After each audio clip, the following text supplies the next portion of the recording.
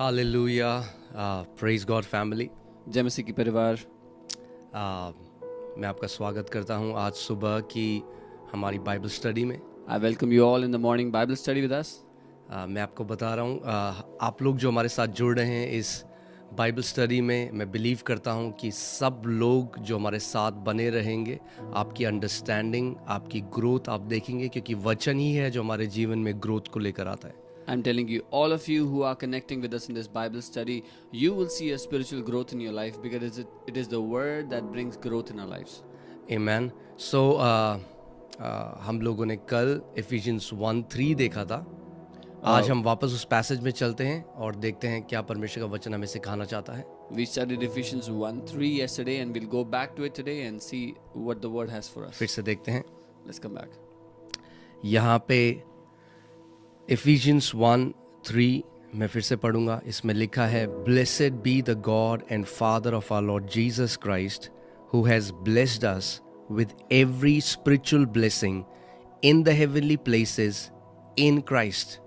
और यहाँ लिखा है, धन्य हो हमारा परमेश्वर प्रभु यीशु मसीह का पिता, जिसने हमें आत्मिक स्थानों में सब प्रकार की आत्मिक आशीषें मसीह यीशु में दी हैं। Amen. इसमें मैं कुछ आपको थोड़ा सा बताऊंगा और फिर हम दूसरे वर्स में चलेंगे। I'll tell you a little here and we'll move on to the next verse. Let's see. So, Apostle Paul is blessing the God and Father of our Lord Jesus Christ. प्रेरित पौलुस bless कर रहे हैं हमारे परमेश्वर प्रभु यीशु मसीह के पिता को, उनको धन्य कह रहे हैं। यहाँ पे बाइबल कह रही है, यीशु मसीह के परमेश्वर और पिता का धन्यवाद हो। The Bible is saying, I bless the God and the Father of our Lord Jesus. कि उसने हमें, यानी किसने, पिता ने हमें मसीह में स्वर्गीय स्थानों में सब प्रकार की आत्मिक आशीषें दी हैं। That He has given us all the blessings in the heavenly places in Christ Jesus. यहाँ पे let's come back to this verse. I want to tell you something. Blessed, in the English Bible it says, Blessed be the God and Father of our Lord Jesus Christ, और अंग्रेजी Bible में ऐसा लिखा कि धन्य हो हमारा परमेश्वर प्रभु यीशु who मसीह का has blessed us. पिता, जिसने हमें आशीष दे We दी see है। the same word here again, ये वही शब्द दोबारा इस्तेमाल होता है, with every spiritual blessing. हर एक आत्मिक आशीष से। Okay, so I want to take your attention into this thing again. तो मैं फिर से आपका ध्यान ले जा रहा Blessed be God हूं। धन्य हो परमेश्वर who has blessed us जिसने हमें आशीष दी है, with every spiritual blessing. हर एक आत्मिक आशीष। But if you see here, Apostle Paul uses 3 different words. पर आप देखें तो पौलुस प्रेरित 3 अलग शब्दों का इस्तेमाल करते हैं। The first word, blessed, is different than when he says who has blessed us. जो पहला शब्द है धन्य हो, वो उससे अलग है जहाँ लिखा है कि परमेश्वर ने हमें आशीष दी है। This word is the Greek word eulogetos. वो यूनानी शब्द यूलोगिटोस है। Let me just show you. This word eulogetos, ये जो शब्द है यूलोगिटोस, this is only used 8 times in the Bible. ये बाइबल में केवल 8 बार इस्तेमाल हुआ है। You will see that it's only used 8 times. आप देखोगे केवल 8 बार बाइबल में है ये। And it is only used for God. और ये केवल परमेश्वर ही के लिए इस्तेमाल हुआ है। Amen. What Apostle Paul is saying is that it's an adjective. He is trying to find a way to adore what God has done. ये सराहना करने के लिए शब्द इस्तेमाल किया गया है परमेश्वर की, जो उसने हमारे लिए किया, उस बात के लिए। If you, let me just show you, if you see that this word, you can see here all the 8. I'm just giving you a quick sneak peek so that you can see that. If you see in Mark 14:61, it says Christ the Son of the Blessed. You see it is used for God. Blessed be the Lord. Luke 1:68. It says the Creator who is blessed forever. Romans 1:25. Romans 9. God be blessed. So if you see all these scriptures, they are talking about God. और मैं आपको अलग अलग आयतों की झलक दूंगा। तो मरकुस 14:61, लूक 1:68, रोमी 1:25 और रोमी 9:5, इन सब जगह पर ये जो शब्द है ये परमेश्वर को धन्य कहने के लिए इस्तेमाल किया गया। So the way God has blessed us, जिस तरह से परमेश्वर ने हमें आशीष दी है, like in no way we can bless him back in that way. तो ऐसा कोई तरीका नहीं है कि हम भी वापस उसको उस तरह से आशीष दे सकें। All that we can do is we can praise and adore him. हम बस इतना ही कर सकते हैं, उसको धन्यवाद दे सकते हैं, उसकी स्तुति, उसकी महिमा कर सकते हैं। Because so many people ask me question, what are the spiritual blessing? What are the every spiritual blessing that he has blessed us? What are these spiritual blessings? क्योंकि बहुत से लोग मुझसे सवाल करते हैं कि ये आत्मिक आशीषें हैं क्या जो दी हैं परमेश्वर ने हमें। If you see after this scripture, there are 10 spiritual blessings that Apostle Paul tells us after this. इस वचन के बाद देखोगे तो 10 आत्मिक आशीषें हैं जो पौलुस प्रेरित हमें बताते हैं। And we will unpack them in the coming days. और आने वाले दिनों में हम उनको एक एक करके खोलेंगे। Right? So, the way Father has blessed us, जिस रीति से पिता ने when हमें you will bless किया, understand that, जब आप ये समझोगे, all that you cannot help yourself, but you will start to bless him back. आप अपने आप को रोक नहीं पाओगे पर उसको धन्य कहने लगोगे। Amen. Can you imagine Apostle Paul could have started this as God? He could have just said, God who has blessed us. He could have just started it like that. और कल्पना करें पौलुस प्रेरित लिख सकते थे कि परमेश्वर ने हमें ब्लेस किया है। No, but it's not just information. केवल जानकारी नहीं He's है, pouring out his heart. वो अपना दिल उंडेल रहे हैं। I believe his heart is exploding with praises and gratitude as he's unpacking this revelation to the church. He's filled with this gratefulness, and he is blessing God with all of his heart. मैं ये मानता हूँ कि पौलुस प्रेरित का दिल जो है वो धन्यवादिता से ऐसा उमड़ रहा था जब वो इस रहस्य, इस भेद को कलीसिया पर प्रकट कर रहे हैं कि वो सच में परमेश्वर को धन्यवाद देने लगते हैं। हिंदी बाइबल में ये लिखा है पिता का धन्यवाद हो, मगर हम देखते हैं ये केवल it's not just a normal thanks, ये केवल एक आम धन्यवाद नहीं है जो हम हर किसी को करते हैं। This is not just a normal thanks that we say to everybody else. ये जो धन्यवाद है, जैसे हमने देखा यूलोगेटोस, ये जो शब्द है यूलोगेटोस, ये केवल परमेश्वर के लिए ही इस्तेमाल होता है। This word of thanksgiving is only used towards God. Amen. और अब देखते हैं कि वो क्या आत्मिक आशीषें हैं जो उसने हमें दी हैं। And now let us see what are those spiritual blessings that God has given to us. ठीक है, फिर से इसको देखते हैं। हमारे प्रभु यीशु मसीह के परमेश्वर और पिता। मैंने आपको पहले बताया था जो प्रभु है, जो पिता है, वो केवल यीशु मसीह का पिता नहीं मगर यीशु मसीह का परमेश्वर भी बन गया जब प्रभु यीशु मसीह देह धर कर आया। The God and the Father of our Lord Jesus. I already told you yesterday that when Jesus put on flesh, God was not just his father but also his God. Amen. So हमारे प्रभु यीशु मसीह के परमेश्वर, यीशु मसीह के परमेश्वर और यीशु मसीह के पिता का धन्यवाद हो। Blessed be the God and the Father of our Lord Jesus Christ. Amen. आगे लिखा है उसने हमें मसीह में, ये बहुत इंपॉर्टेंट है इस बात को समझना कि जो कुछ भी हमारे साथ हुआ है वो मसीह में हुआ है। Now it says in Christ he has blessed us with all the spiritual blessings. It is important to understand whatever has happened to us in Christ. मैंने आपको बताया था अगर आप जो लोग अगर मसीह में नहीं, वो उस परमेश्वर के महान कार्य को चख भी नहीं सकते।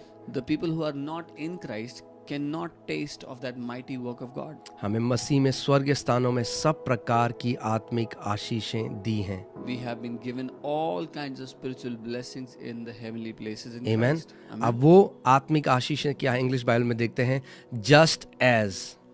Now, what are those spiritual blessings? We'll see in the English in the Bible. जैसे, Just as. जैसे.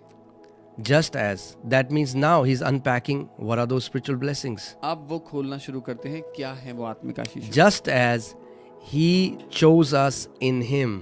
जैसा उसने हमें जगत की उत्पत्ति से पहले चुन लिया। He chose us in him before the foundation of the world. जैसा उसने हमें जगत की उत्पत्ति से पहले चुन लिया। Amen. So I want you to pay close attention what the Bible is telling us now. मैं चाहता हूँ आप ध्यान दें बाइबल जो हमसे कह रही है। So what is the first spiritual blessing? क्या है पहली आत्मिक आशीष? That we are chosen. कि हम चुने गए हैं। He chose us. उसने हमें चुन लिया। Everything starts from here. सब कुछ यहाँ से शुरू होता है। Amen. Amen. He didn't choose us because of what we did. हमने जो किया उसने उस वजह से हमें नहीं चुना। Not because of our performance. हमारे कामों के कारण। Not because of our morality. हमारे अच्छे गुणों के कारण नहीं। But even before he laid the foundation of the world. पर इससे पहले कि वो उत्पत्ति में जगत की नींव भी रखता, He, उसने who हमें is चुन he लिया। here? The he is the Father. यहाँ उसने कौन है? ये पिता है। Who is in him? It's Christ. कौन है उसमें? मसीह में।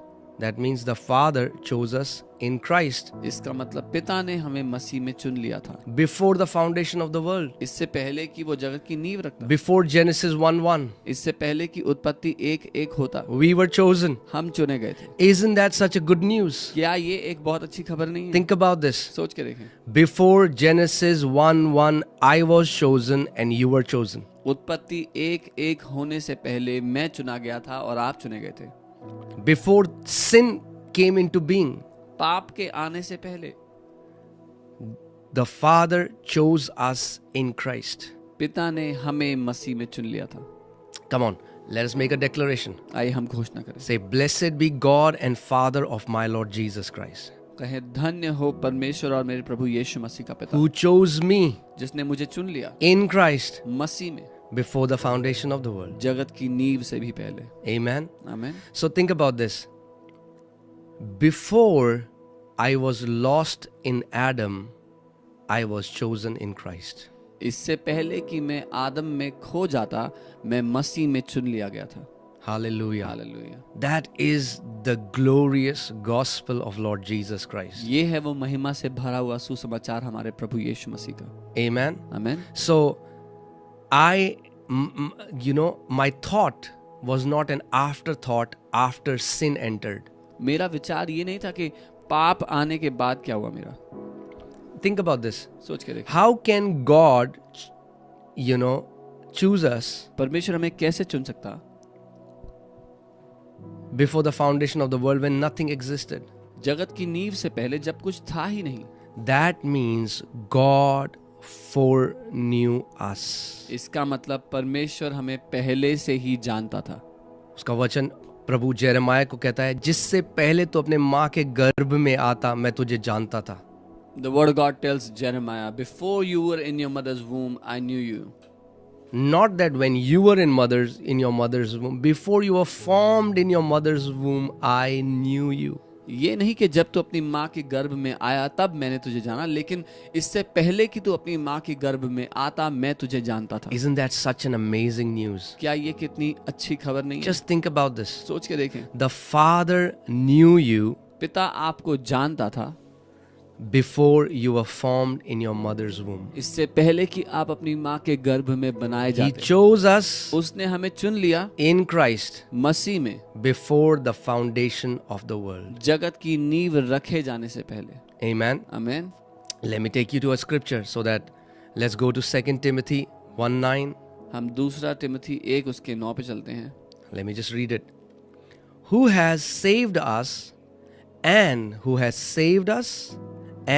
called us. किसने हमारा उद्धार किया और किसने हमें बुलाया है? No, जिसने जिसने हमारा उद्धार किया. Who has called us? Can you see the screen? जिसने हमारा उद्धार किया और पवित्र बुलाहट से बुलाया. Amen. So that means we are saved and we are called. इसका मतलब हमारा उद्धार किया गया और हम बुलाए गए हैं। Amen. आमीन। We are saved, we are called with a holy calling, the Bible says. Bible कहती है एक पवित्र बुलाहट के द्वारा। Hallelujah. आमीन। Who has saved us जिसने हमारा उद्धार किया and called us और हमें बुलाया with a holy calling. एक पवित्र बुलाहट। Now I want you to pay attention. मैं चाहता हूँ ध्यान दें। Not according to our works. हमारे कामों के अनुसार नहीं। Hallelujah. There are so many people today who think, oh, God has chosen me because I can speak so well, so I can win so many people.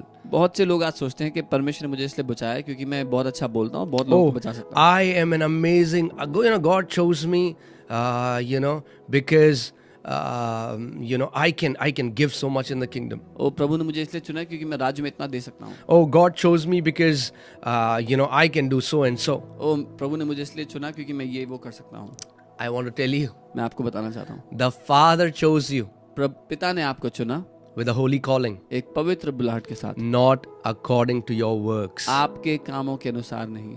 Amen. आमीन। Let's see again. देखते हैं। Not according to our works, हमारे कामों के अनुसार नहीं, but according to His own purpose पर उसके उद्देश्य के अनुसार and grace. और उस Hallelujah. अनुग्रह के अनुसार। Hallelujah. Hallelujah. His own purpose उस ही का उद्देश्य and His own grace, और उसका अनुग्रह which was given to us. जो हमें दिया गया, Not that which He will give, which was given to us ये नहीं कि वो हमें देगा, पर जो उसने हमें दिया है in Christ Jesus. मसीह यीशु में। If you see in the book of Ephesians, Paul again and again mentions in Christ, through Christ, by Christ. अगर आप बार बार देखेंगे इफिसियों में बाइबल बात करती है मसीह में, मसीह के द्वारा, मसीह से। Amen. So that you understand that whatever good things happen to us, it's happening to us because we are in Christ Jesus. ताकि हम ये समझे जो कुछ अच्छा हमारे साथ हो रहा है इसलिए हो रहा है कि हम मसीह यीशु में हैं। Okay, let's see this again. फिर देखते हैं Who has called us? That means who has called us? It Just- talks about God the Father. जिसने हमें बुलाया, यानी कि पिता God के बारे में। who has saved us परमेश्वर जिसने हमें बचाया and called us और हमें बुलाया with a holy calling. एक पवित्र बुलाहट के साथ। Come on, say this. I am called with a holy calling. मेरे साथ कहें, मैं एक पवित्र बुलाहट के द्वारा बुलाया Not गया हूं। according to our works, हमारे कामों के अनुसार नहीं, but according to His own purpose. लेकिन उस ही के उद्देश्य के अनुसार। उसका उद्देश्य और उस अनुग्रह के अनुसार According to his purpose and his grace, जो मसीह यीशु में, which in Christ, I love what it says in English Bible, which was given to us in Christ Jesus. When was this grace given to us? Before time began. Hallelujah. और यहाँ मुझे प्यार है जो लिखा उससे कि ये अनुग्रह और ये मकसद हमें कब मिला? जब समय की शुरुआत हुई थी, उससे भी पहले। In Ephesians 1:4 we saw how we were chosen before the foundations of the world, before time ever existed. Just think about this. Think about the beautiful, glorious gospel. Before time began, I was chosen. इफिसियों 1:4 में हमने देखा था कि जगत की नींव रखे जाने से पहले, इससे पहले कि समय का वजूद भी होता। ये कितना खूबसूरत है, ये कितना महिमा से भरा सुसमाचार है कि पिता ने मुझे चुन लिया था। Amen. Before time began, I was chosen in Christ. समय की शुरुआत से भी पहले मैं मसीह में चुन लिया गया था। Are you seeing the glorious gospel of Jesus Christ? क्या आप देख रहे हैं मसीह यीशु का वो महिमा से भरा Are you समाचार? seeing that it's not about your human performance or your human merit? क्या आप देख रहे हैं कि इसमें आपका इंसानी काम करने की क्षमता या आपके अच्छे कामों की क्षमता लागू नहीं है? You know, God is not employing the best people. परमेश्वर सबसे अच्छे लोगों को काम पे नहीं रखता है। Amen. It's not that he has gone for a job hunt because he wants his kingdom, and then he's thinking, okay, who can be the best one for my kingdom? Let me just scan their lives, and then I'll choose them. ऐसा नहीं कि परमेश्वर नौकरी पे रखने के लिए लोगों को निकला है और वो ढूंढ रहा है कि किसके सबसे अच्छे काम है, मैं उसको नौकरी पे रखूंगा अपने राज्य के लिए। I was chosen. You were chosen before time began. मैं चुना गया था, आप चुने गए थे समय के भी शुरू होने से What a beautiful, blessed, reality this is. कितनी खूबसूरत हकीकत है ये The Father knew me कि पिता मुझे जानता था before he laid the foundations of the world. इससे पहले कि वो जगत की नींव भी रखता। I was chosen in मैं- Christ. मैं मसीह में चुना गया था। Amen. हिंदी बाइबल में लिखा है, उस अनुग्रह के अनुसार है जो मसीह यीशु में सनातन से हम पर हुआ है. Hallelujah. The Hindi Bible says, according to that grace that was upon us from the very beginning. Amen. Let's go to another scripture. एक और वचन देखते हैं, 1 Peter पहला पत्रस 1:20 to 21. 1:20 से 22। Let me read that in NIV. मैं उसको NIV में पढ़ूंगा। Okay, let me also say that NIV is not so inspired version. NIV इतना ज्यादा भी पवित्र आत्मा की ओर से इंस्पायर्ड वर्जन नहीं है। So I would say that I only use NIV very little when it really conveys it in a beautiful way. But don't make it your, if you read NIV as your main Bible, go away from NIV. तो मैं ये कहूँगा कि अगर आपकी मुख्य Bible NIV है तो उससे थोड़ा दूर हो जाएं, Because it omits lot of scriptures. If you want to grow in Christ, if you want to become a genuine student of the Word of God, you can go to NKJV or क्योंकि KJV. If you're old school.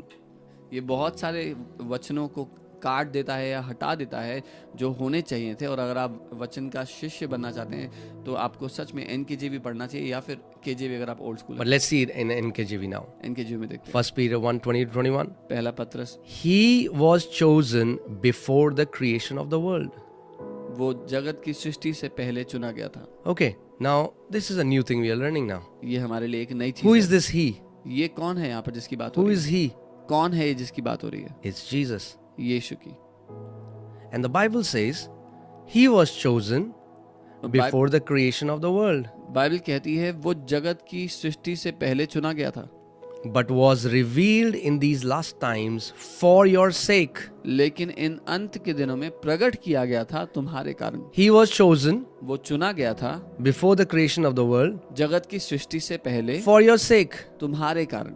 Why was Jesus chosen? यीशु क्यों चुना गया था? Jesus was with the Father. यीशु पिता के साथ था। He existed always. वो हमेशा से ही था, But he was chosen for something पर वो एक ऐसी चीज के लिए चुना गया which was for our sake. And जो- we'll learn it. जो हमारे लिए थी और हम सीखेंगे। Okay, let's go to the Bible. All right. Through him you believe in God. उसके द्वारा तुम परमेश्वर पर विश्वास करते हो। Through him. उसके द्वारा Through him. Who is him here? Again, Jesus Christ. कौन है जिसकी बात हो रही है? फिर से यीशु मसीह की। Okay. So it is through Christ मसीह के द्वारा we are able to believe in God. हम परमेश्वर पे विश्वास करते हैं। Believe in God परमेश्वर पे विश्वास who करो, raised him. जिसने उसको जिंदा कर दिया है, Who जिलाया। raised whom? Who raised Jesus किसने किसको जिलाया? किसने from the जिलाया? dead मुर्दों में से, and glorified him. और उसको महिमा दी। And so your faith and hope are in God. और वैसे ही तुम्हारी आशा और विश्वास परमेश्वर Now पर I है। want to tell you, it's a beautiful truth. ये एक खूबसूरत सच है। Because there are so many people today, आज बहुत से लोग हैं they are in Christ, they think, am I chosen? Am I not chosen? What is it? Are there, or I mean, like, I'm not chosen because, I don't have a great ministry. I want to tell you how glorious the gospel is. जो मसीह में हैं। बहुत से लोग और ये कल्पना करते हैं कि मैं चुना गया हूँ या नहीं चुना गया हूँ, मेरी तो कोई सेवकाई नहीं है। पर मैं आपको बताना चाहता हूँ कि सुसमाचार कितना महिमा से भरा हुआ है। So, hear this. सुनिए, Who was chosen? कौन चुना गया था? He was chosen. वो चुना गया था। Who was chosen? कौन चुना गया? Jesus was chosen यीशु चुना गया, before the creation of the world. सृष्टि जगत की सृष्टि से पहले। And because I am in Christ, और क्योंकि मैं मसीह में हूँ, I am chosen. मैं चुना गया हूँ। Let's go to another. Let's see in the Passion Translation. 1 Peter 1:20. Passion translation में इसको देखते हैं। This was a part of God's plan. ये परमेश्वर की योजना का हिस्सा था। For he was chosen. See, I love Passion Translation, but I don't like this. They have not used capital He for Jesus. Man, He is Almighty God, Jesus. Amen. Okay? He was chosen.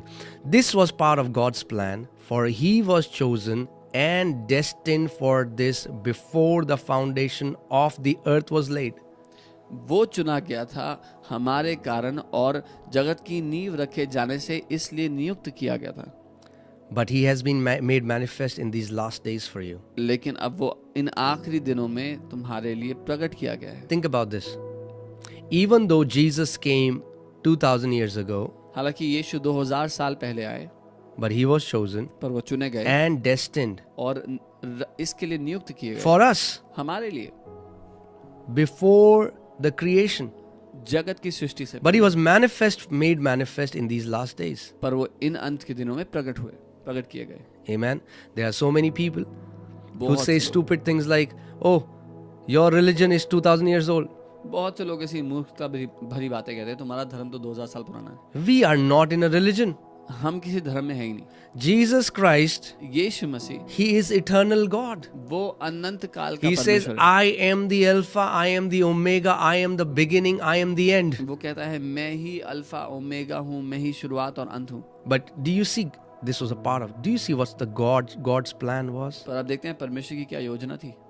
Jesus had to be chosen for something यीशु को किसी चीज के लिए चुना जाना so that जरूरी he could redeem the entire mankind. था, ताकि वो सारी मनुष्य जाति को छुटकारा दे। And in him और उसमें consisted the entire mankind. सारी मनुष्य जाति समाई थी। I want you to understand, like first Adam, when first Adam fell, we fell because we were in first Adam. जब पहला आदम गिरा तो हम सब भी उसके साथ पाप में गिरे क्योंकि हम उसमें थे पहले आदम Amen. में। In the same way, ठीक वैसे when Jesus became the last Adam and he was chosen by the Father, we who are in Christ, we were chosen with him. जब यीशु आखिरी आदम बना और पिता के द्वारा चुना गया तो हम सब भी जो उसमें थे चुने गए। Again, let me show you NLT. Let's see what NLT says. NLT में देखें क्या लिखा है। God chose him. Again, man, NLT, you need to be better. God chose him as your ransom long before the world began. परमेश्वर ने उसको तुम्हारे लिए दाम ठहरा करके चुन लिया जगत के शुरू होने से पहले। Amen. But now in these last days, he has been revealed for your sake. Hallelujah. लेकिन अब इन अंत के दिनों में वो तुम्हारे कारण प्रकट किया गया है। Hallelujah. Let's go back. वापस चलते हैं। Okay, let's go to Ephesians 1:3, Ephesians 1:4. 1:4. All right. Just as he chose us in him. जैसे उसने हमें उसमें चुन लिया। Let me give you an example. मैं एक उदाहरण देता For example, there is a function happening. हूँ। उदाहरण के लिए एक फंक्शन हो रहा है। Okay, different corporates are coming. अलग अलग कॉर्पोरेट्स आ रहे हैं। Now, there is a reserved place, and a reserved place for, let's say, people who are coming from Tata company. एक स्थान है जो आरक्षित किया गया टाटा कंपनी के लोगों के लिए। Okay, anyone who is in Tata अगर कोई भी है जो टाटा कंपनी से है is chosen to sit here. उसको चुना गया वहां बैठने के लिए। In the same way, ठीक वैसे ही all of us हम सब भी were chosen चुने गए to be in Christ. मसीह में होने के लिए। Amen. आमीन। Let me just take you to. Okay, I want to show you something. Hallelujah. मैं कुछ दिखाना चाहता हूँ। 1 Corinthians 1:30. Let's go to 1 Corinthians 1:30 पहला and कुरिन्थियों 31. एक उसका 30 और 31। But of him you are in Christ Jesus. लेकिन उसके द्वारा तुम मसीह यीशु में। That means you have to understand आपको समझना है that मसीह में आना भी ये केवल परमेश्वर की बड़ी दया है कि हम आज मसीह में हैं।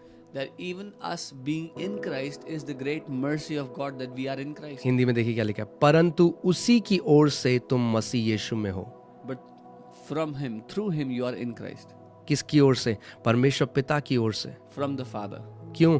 क्योंकि उत्पत्ति से पहले, जगत की शुरुआत से उसने हमें चुन लिया था। Because from the beginning, even before the world began, so he हम chose us. किस चीज पर घमंड कर सकते हैं आज? So what can we be proud of today? हम किसी चीज पर घमंड नहीं कर सकते। There's nothing we can be हम proud जो of. आज मसीह में हैं वो भी परमेश्वर की ओर से उसकी दया है, उसका अनुग्रह, उसकी कृपा है। We who are in Christ is the mercy, is the grace and the loving kindness of God. But of him you are in Christ Jesus, पर उसकी ओर से तुम मसीह यीशु में who हो, became for us.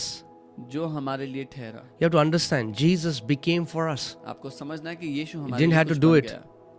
He became for us wisdom from God उसको करने की आवश्यकता नहीं थी, and पर वो हमारे लिए- righteousness and sanctification and redemption. पर वो हमारे लिए बन गया, परमेश्वर की ओर से बुद्धि बन गया, धार्मिकता बन गया, पवित्रता बन गया।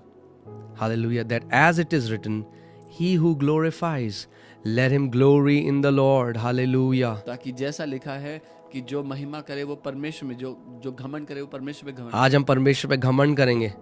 we'll be proud in God. क्यों हम प्रभु में घमंड करेंगे? Why should we be proud in God? क्योंकि उसने मुझे जगत की उत्पत्ति से पहले से चुन लिया। Because he chose me before the foundation of the earth. इसमें मेरा कुछ भी नहीं।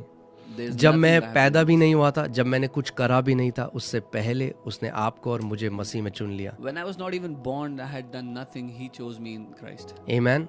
और जो आप आज मसीह में हो, ये And सबसे बड़ा साइन है कि आप चुने गए हो। And you who are in Christ, this is the greatest sign that you are chosen. आमीन। मैं आपको कुछ और दिखाना चाहता हूँ। यहाँ पे लिखा है पहला कुरिन्थियों 1:26 से 28 में, For you see your calling, brethren, that not many wise according to the flesh, not many mighty, not many noble are called. पहला कुरिन्थियों 1 उसका 26 यहाँ पर लिखा है कि तुम देखते हो भाइयों कि तुम में से बहुत से बुद्धिमान नहीं थे, बहुत से अच्छे बैकग्राउंड से नहीं थे। And New King James says, you are not, many were not of noble birth. कई न्यू किंग जेम्स लिखा है मैंने आपको क्या बोला? ऐसा नहीं था कि परमेश्वर ने ही, दुनिया क्या करती है, they choose the cream of the crop, the best ones. जब इंटरव्यू होता है तो क्या होता है, जो बेस्ट होता है उनको चुना जाता है. When there's an interview, they choose the best of the crop, the best of the people.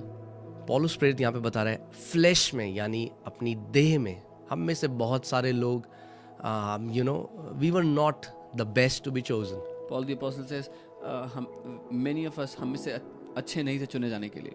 मतलब बेस्ट नहीं We थे, were not the सर्वोत्तम नहीं थे इस दुनिया में. हमसे कई और ज्यादा बेस्ट लोग हैं. There are many other people who are better than क्यों us. उसने हमें चुना? लेकिन उसने हमें चुन लिया. We don't no.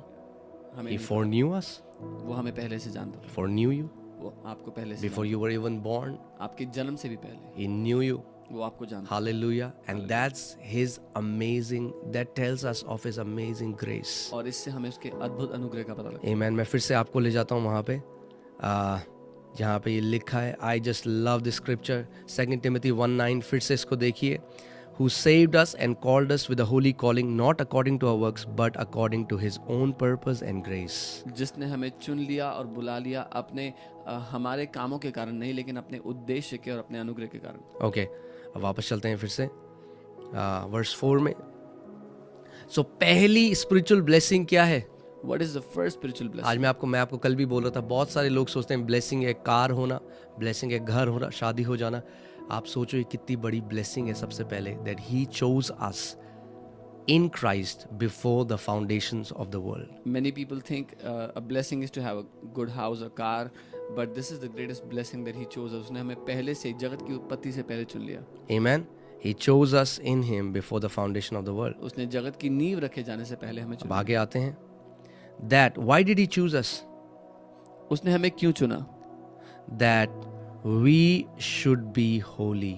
ताकि हम Hallelujah. पवित्र हों. Why did he choose us? क्यों चुना उसने हमें? Not just to change our location, सिर्फ हमारा स्थान बदलने के लिए नहीं, but so that we should be holy लेकिन इसलिए कि हम पवित्र हों and without blame. और बिना किसी दोष के हों. That means blameless, दोष मुक्त, दोष रहित. right? We should be holy, set apart, हम पवित्र हों, अलग किए गए हों and without blame, और blameless निर्दोष हों before him उसके सामने in love. प्रेम में. That means in the end, इसका मतलब अंत में when you stand before him, जब आप उसके सामने खड़े हैं, he sees you absolutely holy वो आपको पूरी तरह से पवित्र देखता है and blameless. और निर्दोष देखता है. Amen. आमीन. I want to take you to the scripture so that you understand what Apostle Paul is saying here. Let's Yeah. go to Ephesians 5:25 to 27. मैं आपको इस वचन में ले जाना चाहता हूँ ताकि हम देखें कि पौलुस प्रेरित क्या कह रहे हैं. Husbands, love your wives, पतियों अपनी पत्नियों से प्रेम करो, just as ठीक जैसे Christ also loved the church मसीह ने कलीसिया से प्रेम किया and gave himself और अपने आप को दे दिया for her, कलीसिया के लिए, for the church. कलीसिया के लिए. Hallelujah. आमीन. That he might sanctify कि and cleanse her कि वो उसको शुद्ध करे, पवित्र करे with the washing of the water जल के स्नान से, by the word. वचन के द्वारा. Hallelujah. Hallelujah. That is what many Christians don't understand. बहुत से मसीह लोग ये नहीं समझते.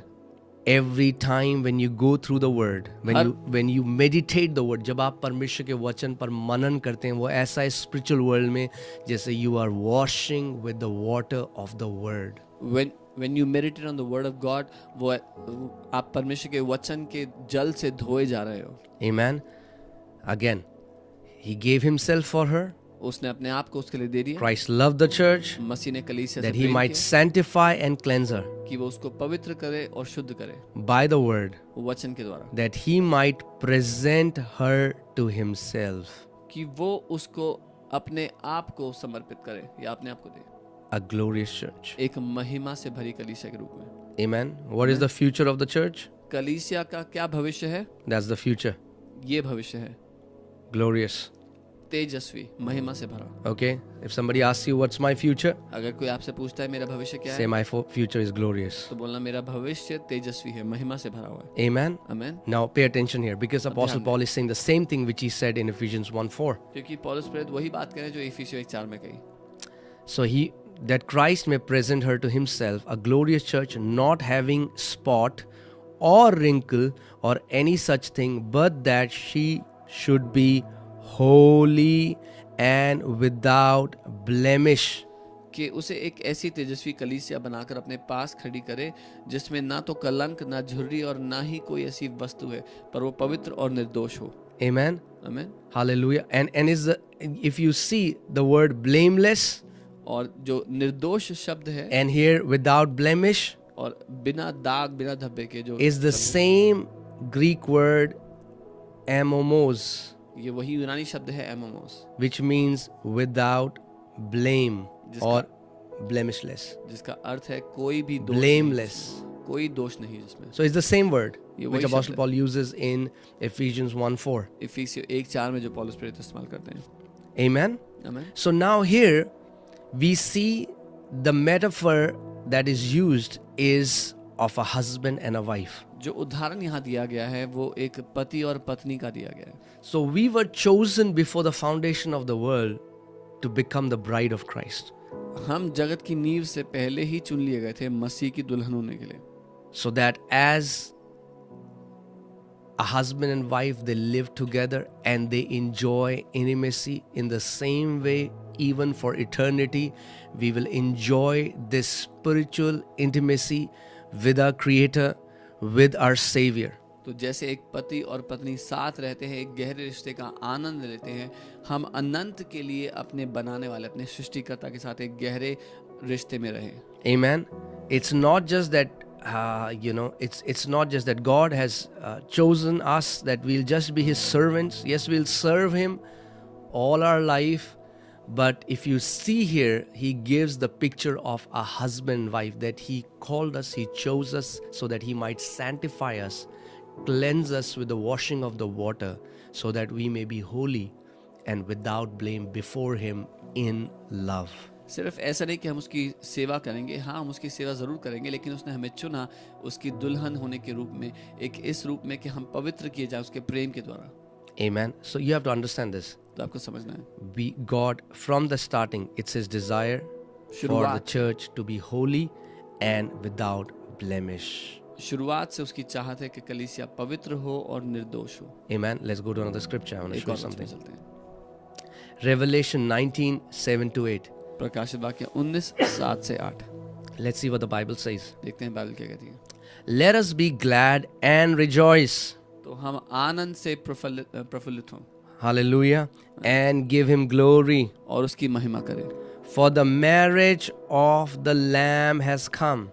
क्योंकि मेमने का विवाह आ गया है। We know who the Lamb is. हम जानते हैं मेमना कौन The है। Lamb is Lord Jesus Christ. मेमना प्रभु यीशु मसीह है। Amen. And the Bible talks about His marriage. और बाइबल बात करती है उसकी शादी की, उसके विवाह Amen. We know that He is the bridegroom. की। हम जानते हैं कि वो दुल्हा है। We know church is the bride. हम जानते हैं चर्च जो दुल्हन है, Amen. Church is the bride.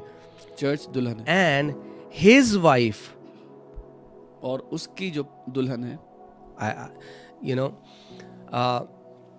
this is what I have been teaching last few Sundays, that you cannot separate Christ from the church. और पिछले कुछ संडे से मैं यही सिखा रहा हूँ कि आप मसीह और उसकी दुल्हन को अलग नहीं कर सकते। You just read how Jesus loves the church and He gave Himself for her. आपने पढ़ा कैसे यीशु कलीसिया से प्यार करता है और अपने आप को कलीसिया के There are लिए so दे many दिया। Christians, they are walking without favor because they keep bad mouthing about the church. बहुत से मसीह लोग हैं जो अपनी जिंदगी पर कोई फेवर नहीं देखते क्योंकि वो कलीसिया की के बारे में बुरी बातें Satan बोलते knows हैं। it. शैतान को पता As a believer, you'll never curse Jesus. शैतान ये जानता है कि विश्वासी होने के नाते आप यीशु को तो कभी श्राप But he नहीं can देंगे, deceive you so that you can curse the church which Jesus loves and He died for the church. पर वो आपको धोखा दे सकता है कि उस कलीसिया को श्राप दो जिससे यीशु प्यार करता है और जिसके लिए यीशु मरा है। And if you go to somebody and you curse their wife in front of them, guess what? You're not going to get any favor from them. और अगर आप किसी के पास जाओ और उनकी बीवी के लिए बुरा भला बोलो तो आपको उनसे कोई फेवर नहीं मिलेगा। Okay, let's coming back. वापस आते हैं, Let us be glad and rejoice and give Him glory, for the marriage of the Lamb has come and His wife has made herself ready. Hallelujah. That means there is a preparation that has to happen. The church has to get ready. आओ हम आनंदित और मग्न हो और उसकी स्तुति करें क्योंकि मेमने का विवाह आ पहुंचा है और उसकी दुल्हन ने अपने आप को तैयार कर लिया है। इसका Even मतलब if you see normal marriages, एक तैयारी है। अगर आप शादी को देखेंगे, we know that bride, they usually take a lot of time to get ready. हम जानते हैं कि दुल्हन को तैयार होने में बहुत समय लगता है। Amen, hallelujah. और मसीह की दुल्हन को भी तैयार होने में बहुत टाइम लग रहा है, 2000 साल हो चुके हैं. The bride of Christ has also taken a long time to prepare, 2000 years already. Amen, we are getting ready. हम तैयार हो रहे हैं Our bridegroom will come. क्योंकि हमारा दूल्हा वापस आ रहा है. Amen, what a day it will be. क्या अद्भुत दिन होगा वो. Amen. So his wife has made herself ready, उसकी दुल्हन ने अपने आप को तैयार कर लिया है. and to her और it was granted to be arrayed in fine linen. शुद्ध और चमकदार महीन मलमल पहनने का अधिकार दिया Oh, गया. hallelujah. Hallelujah. Clean and bright. जो कि शुद्ध है और चमकदार है. Amen. No longer will the church wear filthy clothes, but clean and bright. अब और नहीं कि कलीसिया गंदे कपड़े डालेगी, लेकिन चमकदार और शुद्ध I want कपड़े. to show you what those beautiful garments are. मैं आपको बताना For चाहता the fine linen is the righteous acts of the saints. हूँ कि वो वस्त्र क्या है, क्योंकि उस महीन मलमल का अर्थ पवित्र लोगों के धार्मिकता के काम है. Amen. आमीन. जैसा जीवन आप जीते हैं, The life you live, हम लोग इस फास्टिंग में बार बार ये बोल रहे हैं, जैसा जीवन हम पर्दे के पीछे जीते हैं, the life we live, स्वर्ग उसको बहुत क्लोजली देख रहा है. the life we live behind the curtains, heaven is watching it closely. Isn't that beautiful? क्या एक That खूबसूरत नहीं? the fine linen, hallelujah, the fine linen, कि वो महीन मलमल clean and bright, जो कि शुद्ध और चमकदार है, is the righteous acts of the saints. वो संतों के धार्मिकता के काम है. Wow. That means जैसे नेचुरल में दुल्हन मेकअप लगाती है ब्यूटीफुल होने के लिए, सुंदर सी ड्रेस पहनती है, मतलब बेस्ट तरीके से एक दुल्हन तैयार होती है. बाइबल हमें बताती है जैसा जीवन हम जीते हैं वो हमें तैयार करता है उस मसीह के सामने. जब वो आएगा, we will be clothed with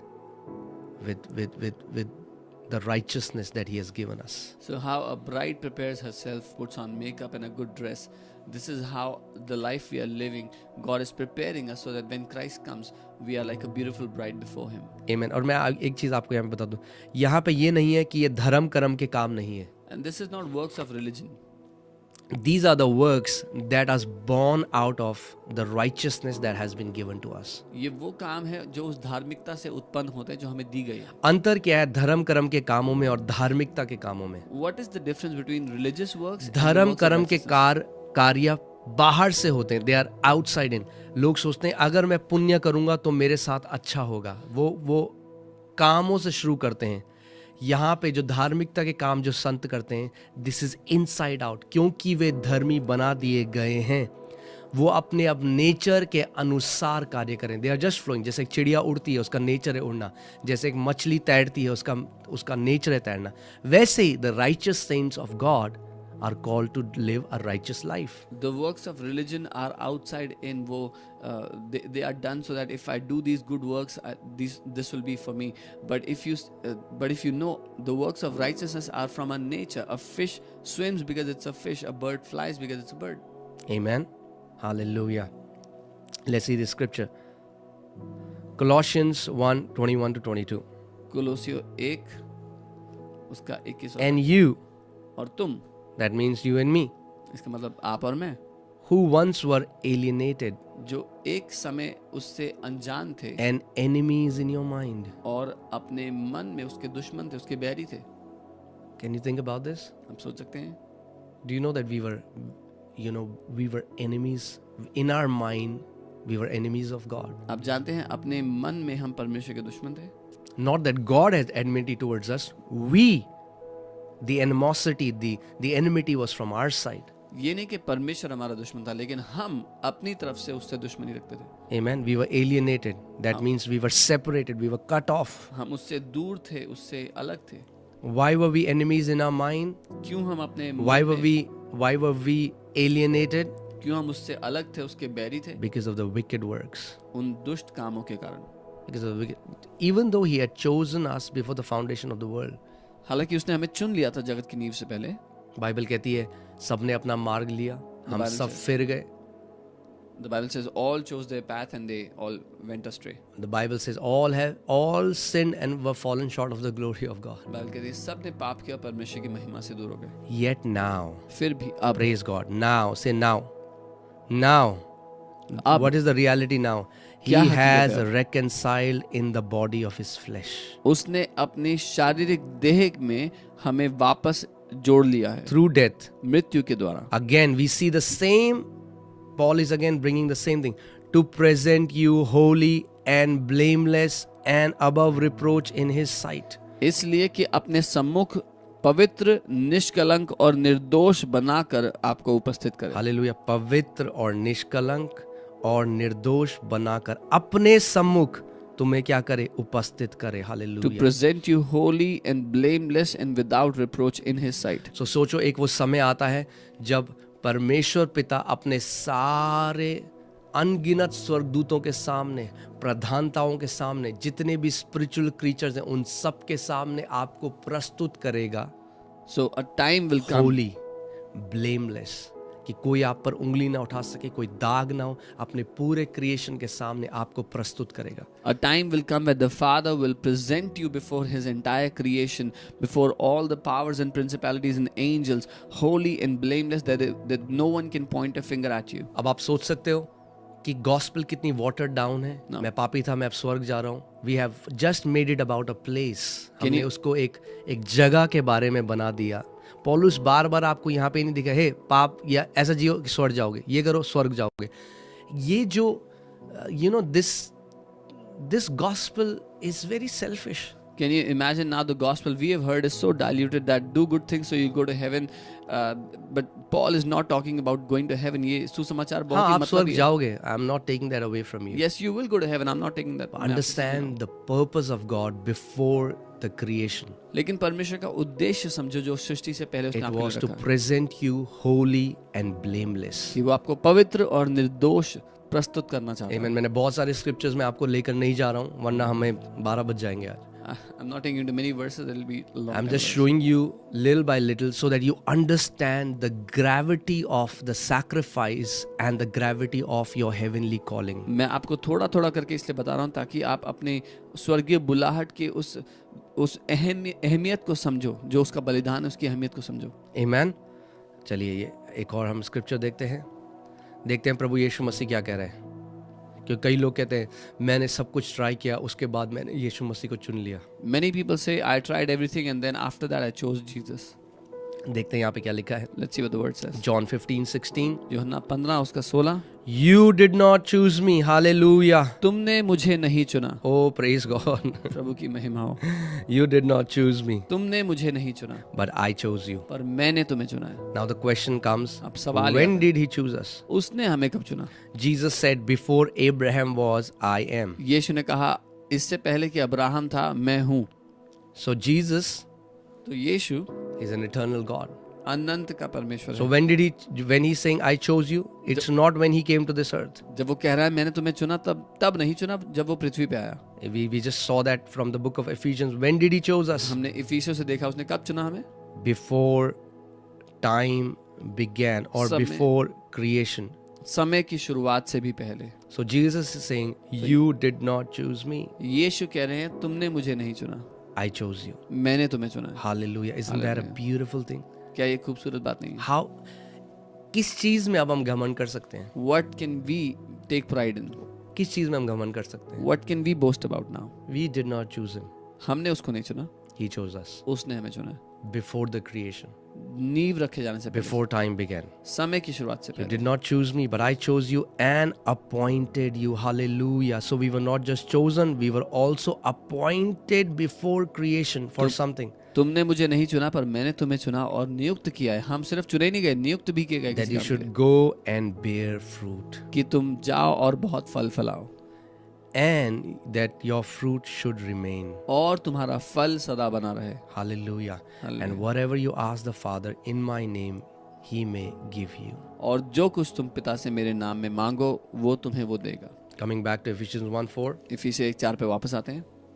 Again, He has blessed us with every spiritual blessing. फिर से उसने सारी आत्मिक आशीषों से हमें पहली blessing याद करिए क्या है? Remember what is the first blessing? What is the top? पौलुस जब लिस्ट को लिख रहा है तो पहले टॉप में लिखता है हमारी पहली आत्मिक आशीष ये है कि जगत की नींव डाले जाने से पहले उसने हमें मसीह में चुन लिया। The top blessing that Paul writes is before the foundations of the earth, God chose us in Christ. Amen. You can say, I was chosen before the foundation of the world in Christ. तो आप ये कह सकते हैं कि मैं मसीह में जगत की नींव रखे जाने से पहले चुन लिया गया. Amen. आमीन. Why? क्यों? That we should be holy कि हम पवित्र हों and without blame और बिना दोष, निर्दोष before Him उसके सामने in love. प्रेम में.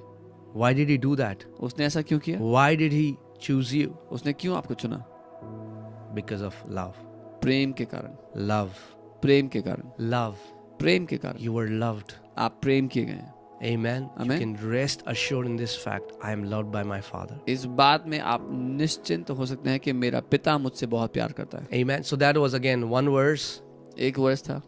Or again, we'll see Ephesians 1:5 tomorrow. हम कल इफिसियों 1:5 देखेंगे. I'm telling you, this is a Bible study. मैं आपको बता रहा हूँ ये बाइबल स्टडी है. This is, you have joined a Bible school. आपने एक बाइबल स्कूल ज्वाइन कर लिया है. Amen. And I believe आप सेम नहीं रहेंगे. इसके बाद बहुत सारा प्रकाशन प्रभु आपको देगा. और मैं ये मानता हूँ that you'll not be the same. God will give you mighty revelations after this. Amen. जैसे आप बढ़ते जाएंगे, As you'll keep growing, आप हमारे साथ बने रहें. you keep continuing with us. Amen. And I pray that God would reveal the riches of His glorious grace to you, which is in Christ Jesus. और मैं प्रार्थना करता हूँ परमेश्वर अपने महिमा का असीम धन आप पर प्रकट करे जो मसीह यीशु में आइए है. हम एक प्रार्थना करें. Let us pray.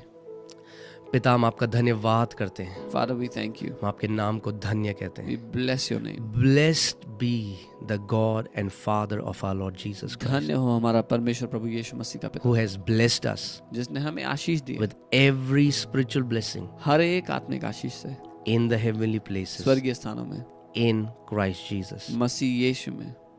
Just as जैसे He chose us उसने हमें चुन लिया in Christ मसीह यीशु में before the foundations of the world, जगत की नींव रखे जाने से that we पहले should be holy कि हम पवित्र हों and without blame, और निर्दोष हों blameless, बिना किसी दाग above reproach हर एक दोष से ऊपर before Him उसके सामने in love.